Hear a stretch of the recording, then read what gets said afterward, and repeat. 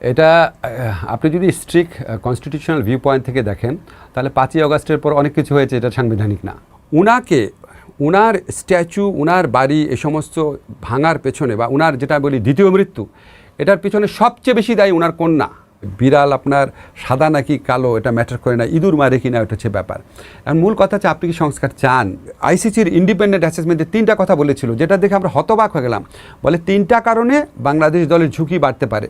মিথ্যা কথা, মিথ্যা প্রচারণা বেশ কিছুদিন সম্ভব, সারাক্ষণ সম্ভব না। আমি একটু আসি, যেটা হচ্ছে যে অন্তর্বর্তী সরকারের সময়ে আলোচনায় এলে সবচেয়ে বড় বিষয় যেটা আসে মব বা দলবদ্ধ বিশৃঙ্খলা সৃষ্টি করে হামলা। দেখা গেছে যে অন্তর্বর্তী যেটা হচ্ছে যে অন্তর্বর্তী সরকারের সময়ে আলোচনা বা দলবদ্ধ বিশৃঙ্খলা সৃষ্টি করে আপনার ব্যক্তি, মুক্তিযুদ্ধের স্থাপনা থেকে শুরু করে মাজার, সাংস্কৃতিক অনুষ্ঠান, ব্যক্তির বাড়ি ঘরে হামলা।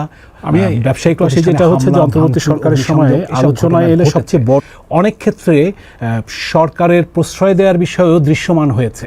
তো এইটা মানে একটা অভিযোগ ফলে উঠেছে যে সরকার মবকে জিয়ে রেখেছিল অন্তর্বর্তী সরকার। আমি তো একটু আসি, যেটা হচ্ছে যে অন্তর্বর্তী সরকারের সময়ে আলোচনায় এলে সবচেয়ে বড় আমাদের সরকারের আমলে যে বড় বড় ব্যর্থতা ছিল অল্প কয়েকটা ক্ষেত্রে, তার মধ্যে অন্যতম হচ্ছে মব জাস্টিস তো বলা যায় না, মবের এই ইনজাস্টিসটা ঠেকাতে আমাদের ব্যর্থতা ছিল, নো ডাউট অ্যাবাউট দ্যাট। আপনাকে আমি অনুরোধ করব এই ধরনের বিপ্লব, তবে আপনাকে আমি অনুরোধ করব যে এই ধরনের বিপ্লবোত্তর পরিস্থিতি বা গণ অভ্যুত্থান পরবর্তী পরিস্থিতি, যেখানে 1400 লোকের মতো লোককে মেরে ফেলা হয়, অজস্র মানুষকে অঙ্গহানি ঘটানো হয়, মানুষের মধ্যে যে ক্ষোভ, ক্রোধ, একটা বিপ্লব তো এক ধরনের ইনডিসিপ্লিন, না তো বিপ্লব হয় না, বুঝছেন না। আপনাকে আমি অনুরোধ করতে চাচ্ছি আপনাকে এই ধরনের ওই পরিপ্রেক্ষিতে মব ঠেকানোর জন্য আমাদের যেই দৃঢ়তা দরকার ছিল, সেই দৃঢ়তা দেখাতে আমরা ব্যর্থ হয়েছি।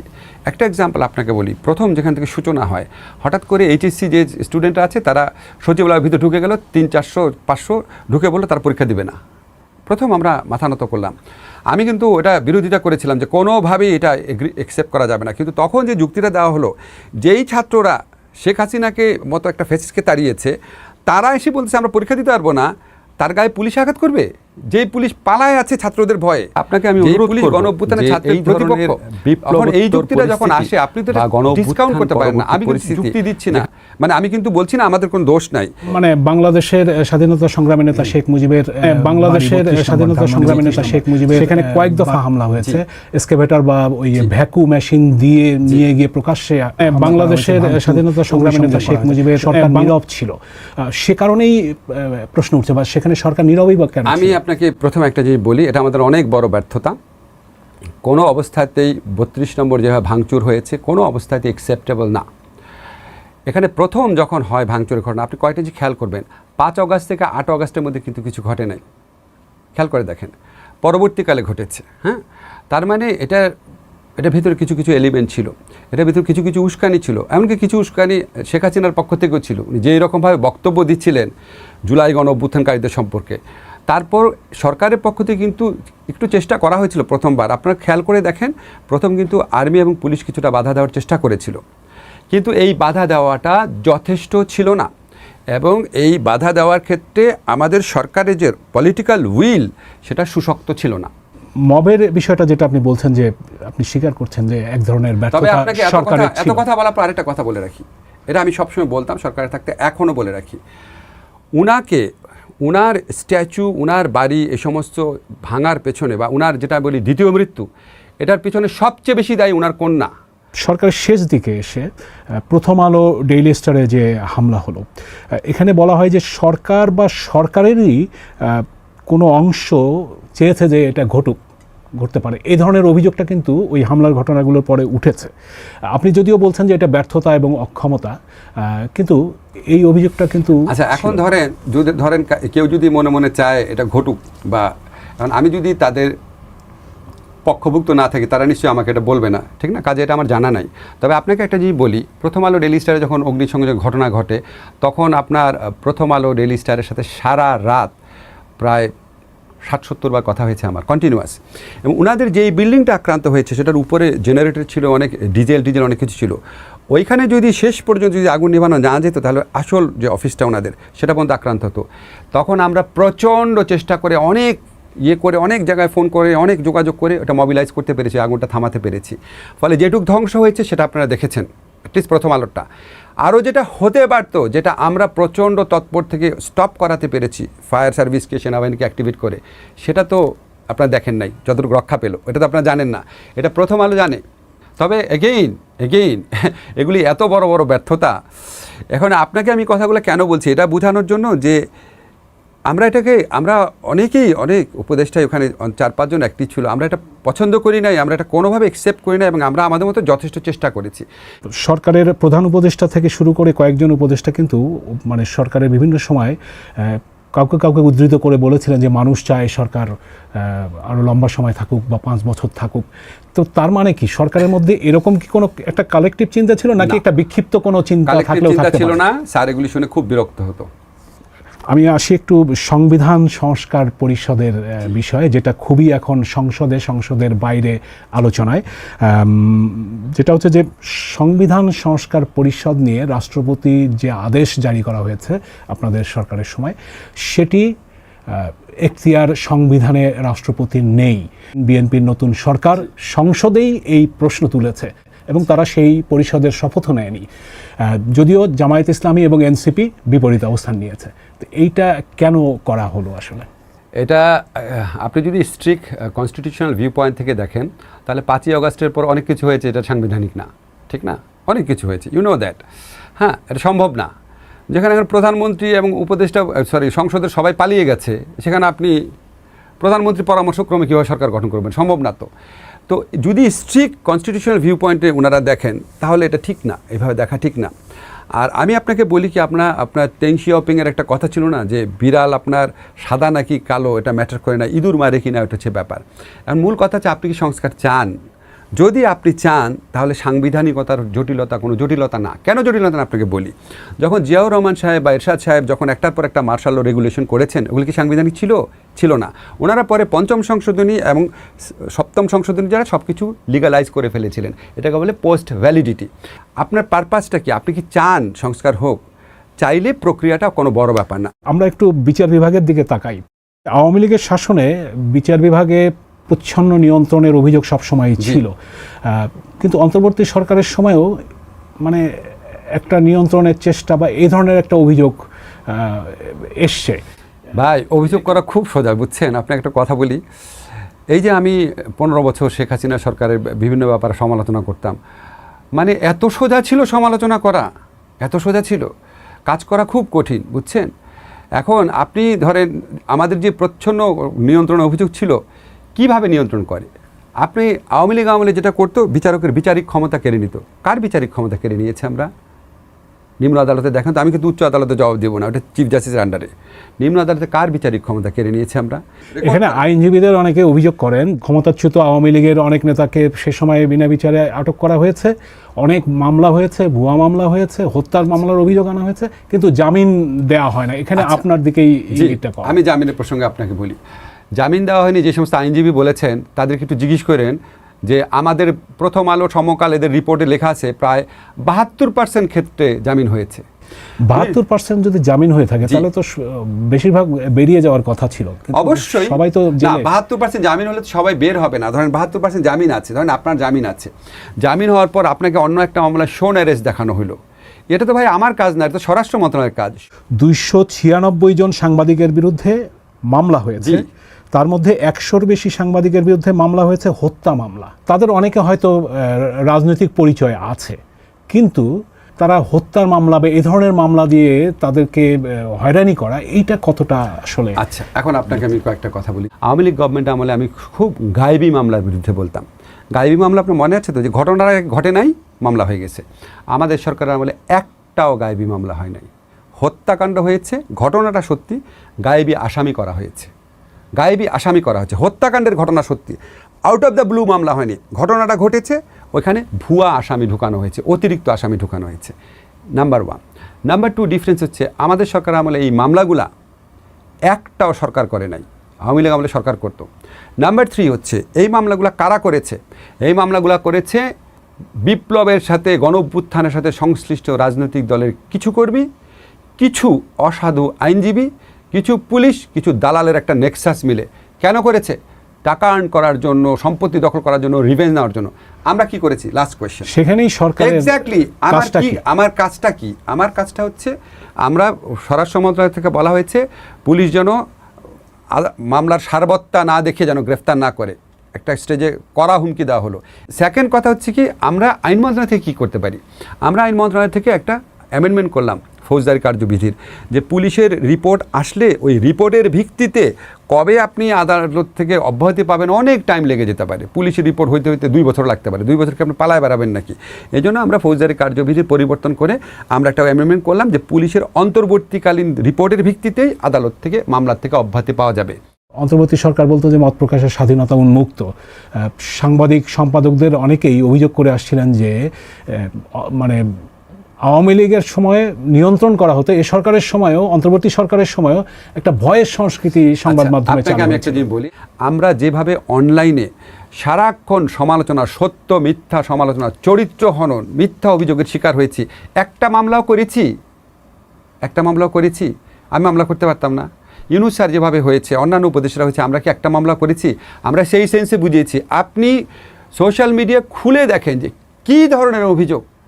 আপনাকে আমি বলতে পারি, গত 16 মাসে শেখ হাসিনার যত সমালোচনা হয়েছে তার চেয়ে বেশি সমালোচনা হয়েছে ডক্টর ইউনূসের, আমার নামে, আরও কোনো উপদেষ্টার নামে। আমরা তো একটা মামলা করি নাই। আমরা ডিজিটাল সিকিউরিটি একটা মামলাতে যাদের গ্রেফতার ছিল সবাইকে ছেড়ে দিয়েছি। এখন আপনি বলতে পারেন যে হ্যাঁ, কোনো সংবাদপত্র অফিসে ভয়ের পরিবেশ সৃষ্টি করা হয়েছিল। কে করেছে? পুলিশ করেছে নাকি কোনো একটা মহল করেছে? আওয়ামী লীগ সরকার আমলে সরকার করতো, কিন্তু আমরা কি সরকার করেছে? আপনাকে তো আমি বারবার বলছি, দেখেন ভাই, একটা পলিটিক্যাল গভর্নমেন্টের যেই পরিমাণ কন্ট্রোল থাকে, একটা পলিটিক্যাল গভর্নমেন্টের একটা তৃণমূল পর্যায় পর্যন্ত সংগঠন থাকে, তারা পরস্পরকে বহু বছর যাবত চিনে। আমলাতন্ত্রে তাদের লোক থাকে, পুলিশের মধ্যে লোক থাকে। আমাদের সরকার মতো সরকার, আমরা যখন এই দায়িত্ব নেই, আমরা কাউকে চিনি না, কেউ আমাদের লোক না। যতক্ষণ পর্যন্ত তার কথা শুনবো আমাদের লোক, না শুনলে আমাদের বিপক্ষে। সো আমাদের পক্ষে এর চেয়ে বেশি কিছু কি করার ছিল? আমি আসি একটু দুর্নীতির প্রশ্নে, যে অন্তর্বর্তী সরকার দুর্নীতি বিরুদ্ধে একটা অবস্থানের কথা বলেছিল, কিন্তু সরকারেরই বিরুদ্ধে বা সরকারকে ঘিরে, অনেক উপদেষ্টাকে ঘিরে দুর্নীতির অভিযোগ। আচ্ছা, এই যে আপনি বিভিন্ন আলোচনায়। ভাই, আপনার কাছে একটা রিকোয়েস্ট করি, আপনারা যে সমস্ত দুর্নীতির অভিযোগ আছে, আপনারা প্লিজ তদন্ত করেন না ভাই। এই যে আজকে ওপেনলি বলছে, দুদক, ডিজিএফআই, এনএসআই যারা আছেন, মুক্তভাবে প্রত্যেকের ব্যাপারে তদন্ত করেন। চ্যালেঞ্জ করলাম, তদন্ত করেন। একটা পয়সা দুর্নীতি খুঁজে পাবেন না। 2-1 ক্ষেত্রে পাবেন কিনা জানি না। আমার নিজেরটা যেটা জানি, আমার সাথে যারা ঘনিষ্ঠ যারা জানি, যাদের একদম হাড়ির খবর আমি জানি, আমি তাদের ব্যাপারে নিশ্চিতভাবে বলতে পারি কোনো কিছু পাবেন না। চ্যালেঞ্জ করলাম। আমি আসি যে আপনি তো যুব ক্রীড়া মন্ত্রণালয়ের দায়িত্বে ছিলেন। বিশ্বকাপ ক্রিকেটে বাংলাদেশের না খেলার বিষয়টা ব্যাপক আলোচনার সৃষ্টি করেছিল। একজন সহকারী কোচ সালাউদ্দিন আহমেদ, তিনি কিছু মন্তব্য করেছিলেন এই ঘটনার পর। না, এই ঘটনার পর না, আমার দায়িত্ব শেষ হওয়ার পর, যেটা আপনার বিরুদ্ধেই মন্তব্য করেছিলেন, যে তার যেটা অভিযোগ ছিল যে কোচ এবং ক্রিকেটাররা না খেলার পক্ষে ছিলেন না। তো এই সিদ্ধান্ত কি মানে আপনারা চাপিয়ে দিয়েছিলেন? আমি আপনাকে বলি, প্রথম কথা হচ্ছে, আমি যখন খেলোয়াড়দের সাথে বসছিলাম, আমি সালাউদ্দিন সাহেব ওখানে ছিল নাকি জানি না, আমি ক্রিকেট বোর্ডের সাথে বলেছিলাম, খেলোয়াড়দের সাথে বসেছিলাম। আমি বলছি, আপনারা মুক্তভাবে আপনার মতামত ব্যক্ত করেন, আমি আপনাদের মতামত শুনতে চাই। হ্যাঁ, ক্রিকেটাররা কয়েকজন বলেছিল যে স্যার, আমরা তো খেলতেই পছন্দ করি, তবে আপনারা যে সিদ্ধান্ত নেবেন সেটা আমরা মেনে নেব। কেউ স্ট্রংলি বলেন না, এই সিদ্ধান্ত নেওয়া ঠিক হচ্ছে না, ক্রিকেটের ক্ষতি হয়ে যাবে, এভাবে বলে নাই। এই টোনটা ছিল, স্যার আমরা তো খেলোয়াড়রা খেলতে চাবি, তবে আপনারা যে সিদ্ধান্ত আমি মেনে নেব। আরেকটা কথা, কেন সিদ্ধান্তটা নিলাম? দেখেন, যখন আমরা প্রথমবার তো ফেসবুকে বলা হলো, তো সরকারের সিদ্ধান্ত নেয় নাই। তারপরে যখন প্রাথমিক যে রিপোর্টটা, এটা কিন্তু বিবিসি বাংলা অনুবাদ করে ছাপিয়েছিল, তখন তারা কি বলে, প্রথম অ্যাসেসমেন্ট, ইন্ডিপেন্ডেন্ট, আইসিসির ইন্ডিপেন্ডেন্ট অ্যাসেসমেন্টে 3টা কথা বলেছিল, যেটা দেখে আমরা হতবাক হয়ে গেলাম। বলে 3টা কারণে বাংলাদেশ দলের ঝুঁকি বাড়তে পারে। এক হচ্ছে মুস্তাফিজ খেললে, সেকেন্ড হচ্ছে বাংলাদেশের দর্শকরা এদিক সেদিক ঘোরাঘুরি করলে, আর থার্ড হচ্ছে বাংলাদেশে যেহেতু ইলেকশন আছে। আপনারা অনুবাদ করে এটা ছাপিয়েছেন, আপনি খুলে দেখেন। এই 3টা জিনিস দেখার পর মনে হলো তারা কি আমাদের সাথে মকারি করতেছে, কারণ 3টা জিনিসই তো হবে। মুস্তাফিজ তো অবশ্যই টিমে থাকবে, বাংলাদেশের দর্শকরা তো অবশ্যই যেখানে সেখানে ঘুরে বেড়াবে, ইলেকশন তো অবশ্যই হবে। তো ওরা ইন্ডিপেন্ডেন্ট ইনভেস্টিগেটরের রিপোর্ট এটা ছিল। তারপর যখন আমরা তীব্র প্রতিক্রিয়া জানলাম, তখন তারা আরেকটা ইনভেস্টিগেশন রিপোর্ট দিয়ে একদম হালকাভাবে কথা ডাইভার্ট করে ফেললো। তখন আমাদের কাছে মনে হয়েছে যে না, they are not serious about our security. এটা একটা জিনিস। সেকেন্ড হচ্ছে, ভারতীয় বোর্ড যারা মুস্তাফিজকে ওখান থেকে বের করে দেওয়ার জন্য বলেছে, ভারতীয় বোর্ড কলকাতা ক্লাব না কিন্তু ভারতীয় সরকার, তাদের পক্ষ থেকে একবারও আমাদের সাথে যোগাযোগ করার চেষ্টা করা হয়নি যে ভাই তোমরা চিন্তা করো না, আমরা দেখছি। আইসিসি আমাকে বারবার বলছে কোনো সমস্যা নাই, তার ইন্ডিপেন্ডেন্ট ইনভেস্টিগেটর আমাকে 3টা ফ্যাক্টরের কথা বলে, এই 3টা ফ্যাক্টর থাকলে সমস্যা আছে, তাহলে আপনি আমাকে বলেন। অবশ্যই সিকিউরিটি নিয়ে আমরা কনসার্ন ছিলাম, বিশেষ করে আমাদের ইলেকশন সামনে ছিল। আপনি চিন্তা করেন ওখানে যদি একটা ভয়াবহ ঘটনা ঘটতো, এটা রেশ বাংলাদেশের উপর কীভাবে আসতো ইলেকশনের আগে আগে। কিন্তু মানে একটা অভিযোগ আছে যে এটা একটা রাজনৈতিক সিদ্ধান্ত ছিল অন্তর্বর্তী সরকারের, মানে একটা জনতুষ্টিমূলক সিদ্ধান্ত, যেটা অন্য ব্যর্থতাগুলো ঢাকার জন্য এই ধরনের একটা সিদ্ধান্ত নেওয়া হয়েছে। এটা মনে হয় অভিযোগটা আপনার দিকে কি মনে হয় যে ক্রিকেট খেলতে না গেলে অন্য ব্যর্থতা, আপনার কি মনে হয় কোনো অভিযোগ ঢাকা পড়েছে? এটা কি বাংলাদেশে সম্ভব? এখানে ঠিক করে নেওয়া হয় যে এই লোকটাকে, মানে স্টাইলটা কি, এই লোকটাকে আমি ভিলিফাই করব, এই লোকটার বিরুদ্ধে আমি অন্ধ ক্রিটিসিজম করব। সেখানে আপনি কি করলেন ভালো কাজটা ডাজন্ট ম্যাটার অ্যাট অল, একই কথা 1 কোটি বার বলা হবে, 1 কোটি বার বলা হবে, যত কিছু করে না কেন 1 কোটি বার বলা হবে। তাহলে এই যে মানে বিশ্বকাপ ক্রিকেট খেললো না, বাংলাদেশের অর্জনটা কি হলো আসলে? বিশ্বকাপ ক্রিকেট খেললো না, বাংলাদেশের অর্জনটা হলো আমরা প্রতিবাদ করতে পেরেছি। আমাদের সিকিউরিটি ইস্যু যখন একটা মানে ক্রিকেট একটা এত বড় কান্ট্রির কাছে এত তুচ্ছ ব্যাপার হয়, আমাদেরকে অপমান করা যখন এত সহজ ব্যাপার হয়, এই অপমান করা, এই তুচ্ছ করা, এই আমাদের স্বার্থহানি করা, আমাদের নিয়ে মকারি করা, এটার জবাব যে আমরা দিতে পারি সেটা একটা ভালো এক্সাম্পল রাখলাম। আপনি এভাবে বলছেন, আপনাকে একটা কথা বলি, সরকারে যাওয়ার পর তো আপনি বুঝতে পারছেন বাংলাদেশে অ্যান্টি ইনকামবেন্সি কাজ করে, সরকারে যাওয়ার পর মানুষের জনপ্রিয়তা কমতে থাকে। তা আমি যখন ফেসবুকে এই জিনিসটা লিখলাম তখন প্রায় 3 লক্ষ মানুষ এটা লাইক করলো, ঠিক আছে। এখন আমি কি লেখার আগে জানতাম 3 লক্ষ লাইক করবে? আমি তো ভাবছি আমার গালাগালি করবে, কারণ ক্রিকেটের প্রচুর ভক্ত আছে, আমি নিজেই তো ক্রিকেটের ভক্ত, আমি তো খুবই ভয় ছিলাম। এই যে এতগুলা মানুষের মনে হলো যে না বাংলাদেশ একটা, দেখেন আপনি 15 বছরে ভারতে আমাদের সাথে ডিল করার ইতিহাসটা দেখবেন। আজকে শ্রীলঙ্কা এটা করলে আমরা ওইভাবে রিয়াক্ট করতো না। 15 বছর যাবৎ ভারত আমাদের নিয়ে তুচ্ছ তাচ্ছিল্য করছে, আমাদের স্বাধীনতা সংগ্রাম নিয়ে তুচ্ছ তাচ্ছিল্য করে, আমাদের লোককে মেরে ফেলে বর্ডারের মধ্যে। পৃথিবীতে কোনো দেশে কোনো বর্ডারে এত লোক মারে না যুদ্ধক্ষেত্র ছাড়া। আমাদেরকে নিয়ে মকারি করে, তুচ্ছ তাচ্ছিল্য করে, এবং এইরকম একটা 15 বছরের শোষণ, অপমান, তুচ্ছ তাচ্ছিল্য করার পার্সপেক্টিভে আমাদের সেরা খেলোয়াড়কে নিয়ে যখন এরকম করে, তখন আমাদের অবশ্যই রিমাইন্ড করে দেওয়া দরকার ছিল তাদের যে আমাদেরও মেরুদণ্ড বলে জিনিস আছে। এটা আপনার কাছে অর্জন না? আর যে কথাগুলো বলা হয়েছিল ক্রিকেট না খেলে বাংলাদেশ অনেক ক্ষতির মুখে পড়বে টড়বে, আমরা তো অ্যাসেস করেছিলাম, কই ক্ষতির মুখে পড়ছে? বাংলাদেশে বিদেশি টিম এসে খেলছে না।